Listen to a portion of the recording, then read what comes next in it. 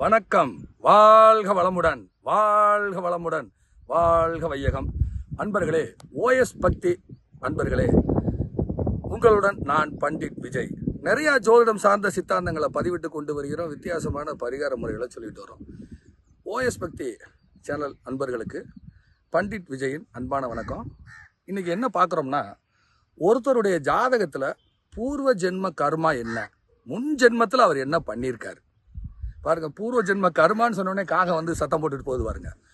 ஒரு கும்பலக்கண ஜாதகம், 1986 பிறந்த ஜாதகம், கும்பலக்கண ஜாதகம்.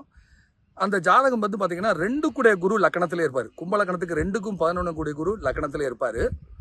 3ஆம் இடத்தில் ராகு.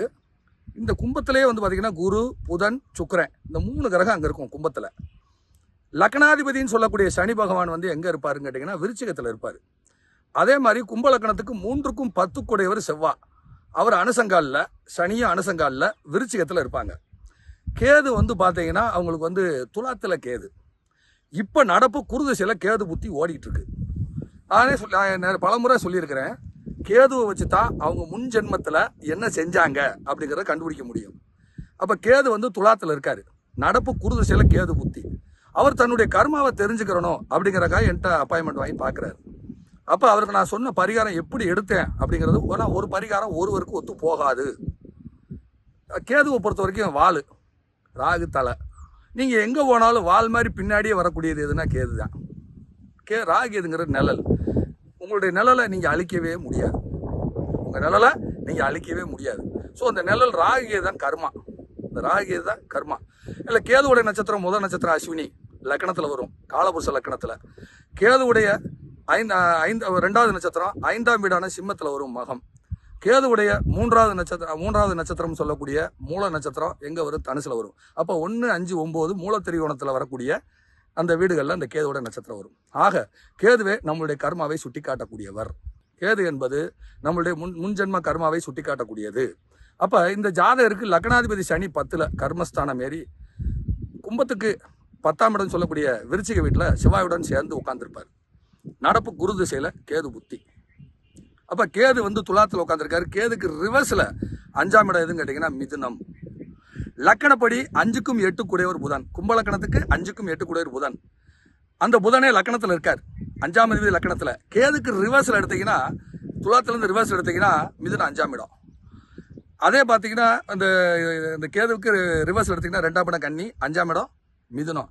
அது லக்கணப்படி 8ஆம் இடம், லக்கணப்படி 5ஆம் இடம். 2 கூடிய குருவுடனும் இந்த லக்கணத்துக்கு பாதகாதிபதி என்று சொல்லக்கூடிய, கும்ப லக்கணத்துக்கு பாதகாதிபதி என்று சொல்லக்கூடிய ரிஷபத்துக்கு அதிபதியான சுக்கிரனும் துலாத்துக்கு அதிபதியான சுக்கிரனும் கும்பத்திலே இருப்பாங்க. பொதுவாக கும்ப சுக்கிரன் ஊனச்சுக்கிரன். கும்பச்சுக்கிரன் ஊனச்சுக்கிரன். அது மகாபலி கதை அப்படிலாம் போனாதான் உங்களுக்கு அது புரியும். அப்போ அவங்க வீட்டில் கண் தெரியாதவங்க யாராவது இருக்காங்களான்னு கேட்டேன்.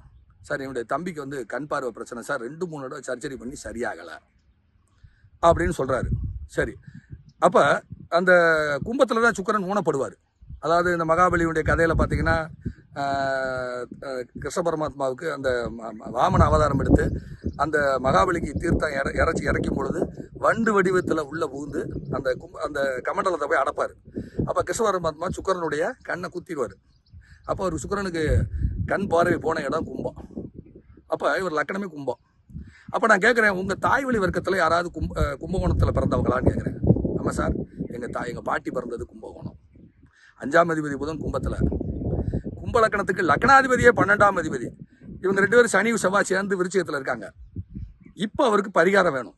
அப்போ நான் சொன்னேன், ஐயா, முன் ஜென்மத்தில் ஒரு ட்ரஸ்ட் நிர்வாகத்திலேயோ அல்லது ஒரு கோயில் நிர்வாகத்திலேயோ அல்லது தானம் தர்மம் செய்யக்கூடியவரிடம் கணக்காளராக இருந்து ஒன்று தானத்தை தடுத்தது அல்லது தானத்திலிருந்து தானம் கொடுக்கக்கூடிய பொருளிலிருந்து திருடிய ஜாதகம். அதனால தான் இந்த ஜென்மத்தில் உங்களுக்கு இந்த பாதிப்பு.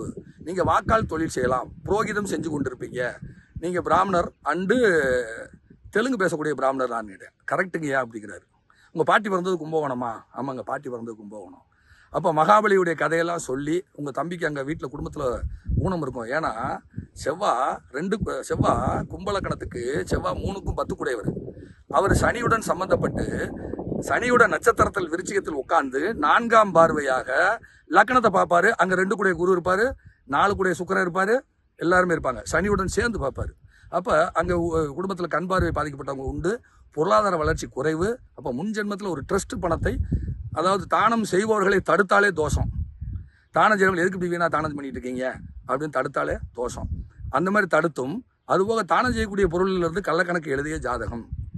இதுக்கு முன்னாடி முற்பறவியில் உங்கள் குடும்பத்தில் யாராவது உங்கள் தாத்தா பாட்டானர் முற்பறவியில் உங்கள் தாத்தா பாட்டானர் ஏதாவது கணக்கு அக்கௌண்ட்ஸ் பார்த்தாங்களா? ஆமாம் சார், எல்லாமே அவங்க அக்கௌண்ட்ஸ் தான் தொழில். ஸோ நான் வந்து இப்போ புரோகிதம் பண்ணிகிட்டு இருக்கேன், எனக்கு லைஃப்பில் முன்னேற்றமே இல்லை.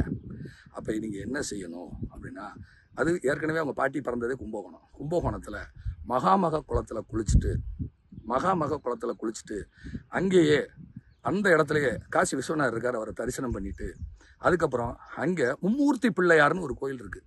அந்த மும்மூர்த்தி பிள்ளையாரை தரிசனம் பண்ணி பிரம்மனை தரிசனம் செய்து பிரார்த்தனை செஞ்சுட்டு, கேது இருக்கிற துலாம் வீடு இது வந்து மாசி மாதம் செய்யணும். மாசி மாதம் செஞ்சுட்டு அதுக்கடுத்து துலாம் மாதம் அப்படி என்று சொல்லக்கூடிய துலாத்தில் கேது இருப்பதால் மயிலாடுதுறையில் துலாக்கட்டம் நீராடுதல் அப்படின்னு ஐப்பசி மாதம் வரும். ஸோ அங்கே போய் அதை செஞ்சுக்கோங்க. அதுக்கப்புறம் திரும்பவும் மாசி மாதம், அடுத்த வருடம் மாசி மாதம் நீங்கள் திருவெண்காடு புதன் ஸ்தலத்தில் 3 குளத்தில் நீராடி அக்னி தீர்த்தம், சூரிய தீர்த்தம், சந்திர தீர்த்தம் 3ம் நீராடி, அங்கே பிரம்மனுடைய சமாதி, அங்கே பிரம்ம வித்யாம்பாள் இருக்கிறார்.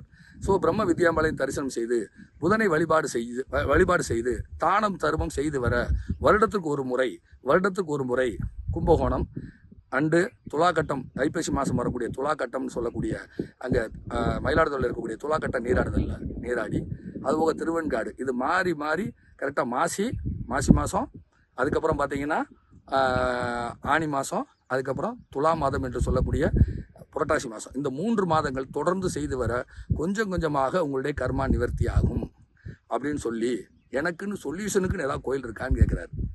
அப்போ நீங்கள் கல்லணையிலிருந்து திருவையாறு செல்லும் பாதையில் கோவிலடி அப்படின்னு ஒரு ஊர் இருக்குது. அங்கே அப்பக்குடத்தான் கும்பங்கொடம், அது கும்பம் வந்து உணவு சாப்பிடக்கூடிய வீடு, 6க்கு 6, அது காலபுருஷனுக்கு 6க்கு 6. ஸோ அப்பக்குடத்தான் அப்படின்னு சொல்லக்கூடிய அப்பால ரங்கநாதர், அவரை வழிபாடு செய்ய உங்களுடைய குபேரன் அங்கே ஒளிந்திருக்கிறார், அவரை பிடித்து கொள்ளுங்கள் என்று சொல்லி அவருக்கு பலன் சொன்னேன். ஸோ அப்போ அவங்க முன்ஜென்மத்தில் என்ன செஞ்சாங்கங்கிறத வச்சு தான் அவங்களுக்கு பரிகாரம் சொல்ல முடியும். பரிகாரம் இருக்குது. ஸோ இப்படித்தான் இருக்கிறது. ஸோ இந்த மாதிரி சொல்லியிருக்கிறோம்.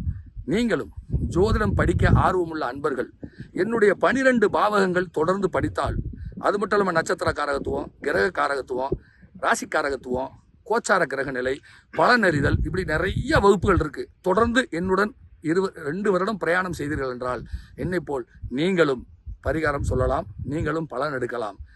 கலந்து கொள்ள விரும்பக்கூடிய அன்பர்கள், என்னுடைய ஜோதிட வகுப்பில் கலந்து கொள்ள இருக்கக்கூடிய அன்பர்கள், நான் அதுக்குன்னு நம்பர் கொடுத்துருக்கேன். அந்த நம்பரை தொடர்பு கொண்டு பயிற்சியில் கலந்து கொள்ளுங்கள். வரக்கூடிய ஞாயிறு அன்று 22ஆம் தேதி ஞாயிறு அன்று மாலை 6 மணியிலிருந்து 7 மணி வரை ஜூம் மீட்டில் வகுப்பு நடைபெற இருக்கிறது. வாருங்கள், வளருவோம். வாழ்த்துக்கள். வணக்கம். வாழ்க வளமுடன், வாழ்க வையகம்.